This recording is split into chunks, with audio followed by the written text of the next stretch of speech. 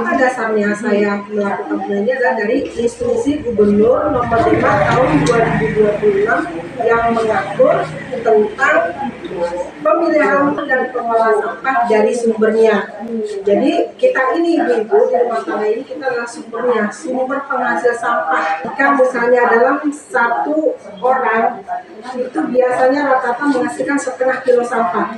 Ibu makan pisang, kalau ditimbang kulitnya, ibu makan jeruk, kalau ditimbang kulitnya, ibu makan kacang, kalau ditimbang kulitnya, atau ibu ngiris-ngiris sayur, sampahnya 1,5 kilo.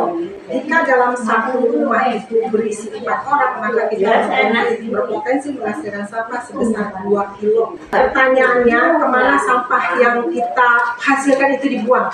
Pasti kan dibuangnya ke tukang sampah. Tukang sampah pasti bawa ke TPS, nah TPS nanti bawa ke TPA Bantar Gebang. Nah di Bantar Gebang ini Ibu, ini sudah nggak bisa lagi. Karena apa? Pada waktu bulan puasa kemarin itu 8 orang tertimbun sampah longsor di TPA Bantar Gebang meninggal dunia. Ibu-ibu berasa nggak pas lebaran sampah bertumpuk nggak ada yang ngambil? Sampai sekarang pun sampah lama diambil.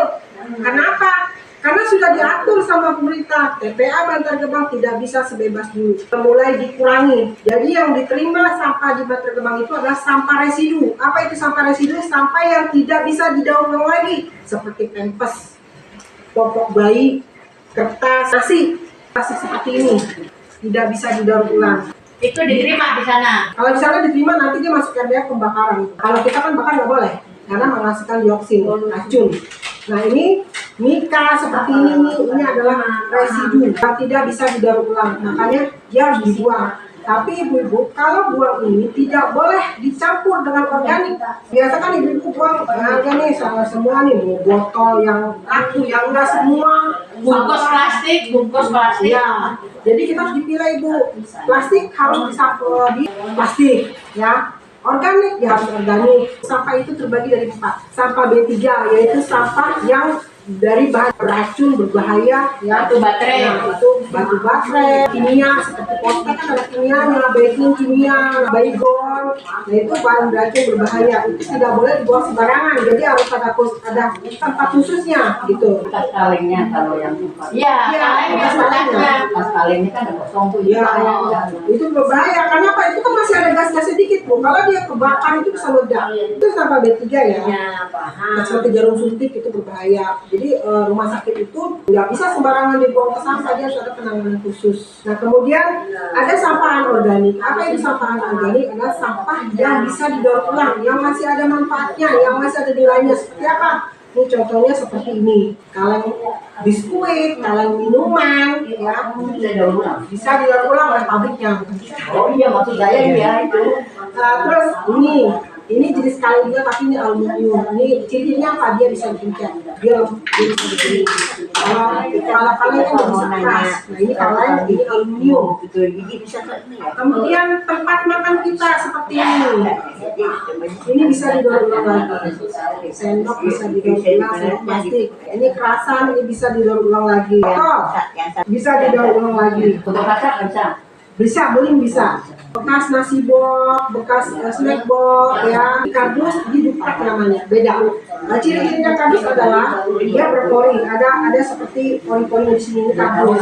Nah, kalau ini mirip karton, ini namanya duplek, atau dibilang boncos. Bisa didaur ulang. Bisa didaur ulang. Gelas ini bisa didaur ulang, ini laku kalau dijual, ini pun laku kalau dijual. Kalau Cleo ini bisa. Bisa. Cleo bisa lah. Nah, jadi Ibu, kita punya bank sampah. Bank sampah menerima barang yang bisa didaur ulang. Itu ada nilainya, ya. Jadi kalau Ibu punya sampah bisa disimpan ke bank sampah kita. Masalah kita adalah sampah organik. Sampah organik itu tidak lagi diterima oleh Bantar Gebang. Sampah organiknya gimana? Tadi gimana? Sampah sayur mayur. Oh itu. Sampah nasi basi. Itu nggak bisa. Sampah kulit buah. Sampah daun-daunan, sampah pohon kita itu sekarang udah nggak boleh diangkut lagi. Jadi kita di rumah ini wajib mengolah sampah kita sendiri. Kan banyak yang bingung, aduh kita nggak punya tempat, gimana kita ngolahnya, ya kan? Jadi ada banyak cara untuk mengolah sampah organik ini. Banyak caranya. Satu, kita pakai biopori. Biopori itu apa? Biopori adalah kita membuat lubang ya, lubang yang dikasih pipa yang dibolong-bolongin. Masalah kita adalah pemilihan sampah untuk sampah organik. Sampah organik itu tidak lagi diterima oleh Bantar Gebang. Sampah organiknya gimana? Sampah sayur mayur, Oh, itu. sampah nasi basi, Itu nggak bisa. sampah kulit buah, sampah daun-daunan, sampah pohon kita itu sekarang udah nggak boleh diangkut lagi. Jadi kita di rumah ini wajib mengolah sampah kita sendiri. Kan banyak yang bingung, aduh kita nggak punya tempat, gimana kita ngolahnya, ya kan? Jadi ada banyak cara untuk mengolah sampah organik ini. Satu, kita pakai biopori. Biopori itu apa? Biopori adalah kita membuat lubang yang dikasih pipa yang dibolong-bolongin, masukin daun-daunan di situ, sampah organik di situ, itu sudah bisa jadi. Tapi dia akhirnya jadi tanah. Saya juga di rumah sudah bikin Ibu. Jadi sampah organik saya, sampah sayuran, sampah buah di situ, akhirnya dalam beberapa minggu dia sudah menjadi tanah. Nah itu bisa menjadi pupuk, bisa jadi media tanam. Nah terus kan banyak yang warga nggak punya bora-bora buat bikin lubang biopori, orang nggak saja ada. Nah ada lagi cara seperti ini Bu, kita bikin dari galon mineral. Nah ini bisa dibuka tutup. Jadi di sini ada bolong ya Ibu, dibikinin bolong. Nah ini bisa dimasukin sampah organik kita. Nah ini ditutup. Kenapa gunanya ditutup? Biar supaya jalannya panas kan, jadi cepat busuk gitu kan. Jadi sampah kita pertama ini harus bawah ini harus dikasih kering. Atau Ibu punya sampah tisu boleh ya. Karena bisa hancur. Terus sampah kardus kalau misalnya Ibu punya sampah kardus telur tuh, itu kan yang laku di bank sampah. Ibu bisa masukin sini. Kita sekam, baru kita masukin sampah organik kita. Cairnya berapa lama? Buah itu bisa 2 minggu. Lebih kurang lah ya. Ya.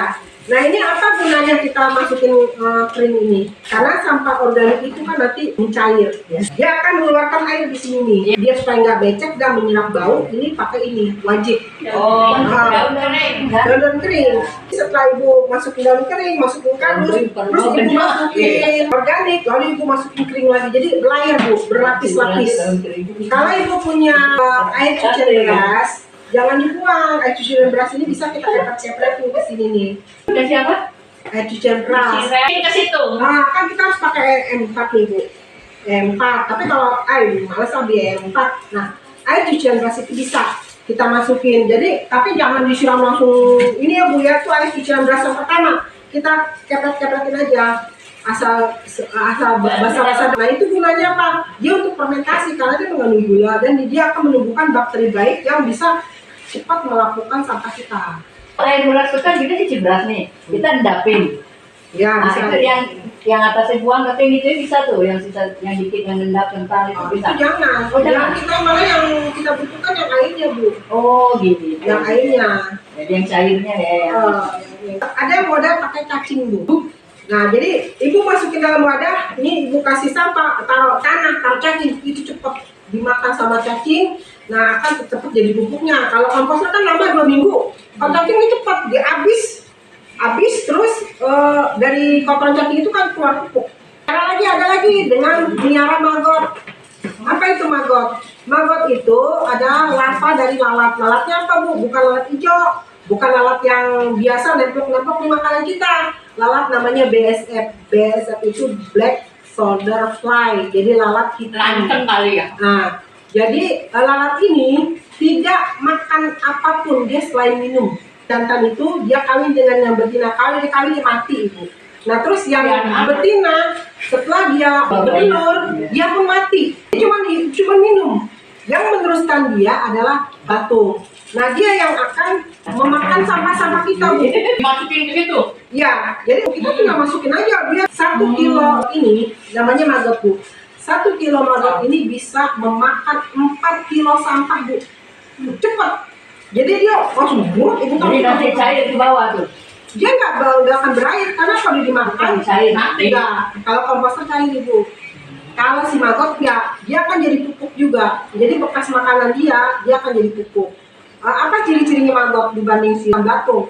Kalau belatung itu dari lalat dia begini, dia warnanya putih bulat, nggak ada ruas-ruasnya. Dia kalau jalan lompat tung, gitu kan? Itu belatung dari lalat. itu yang mengandung faktor penyakit.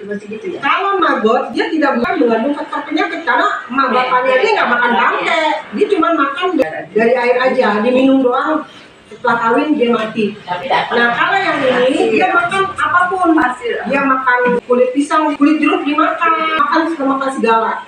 Ada lagi yang model ya udah itu aja sih ya, 4 aja ya, nggak usah banyak-banyak, kita pusing.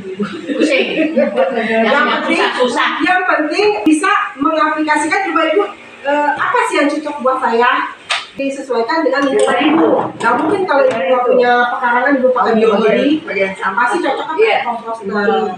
Atau kalau ibu nggak geli, ibu bisa pakai cacing, bisa pakai maggot, ya. Cacing itu bisa di dari tanah yang basah, kalau aja disuntaknya berkembang biak. Gitu. Buat banyak cacing.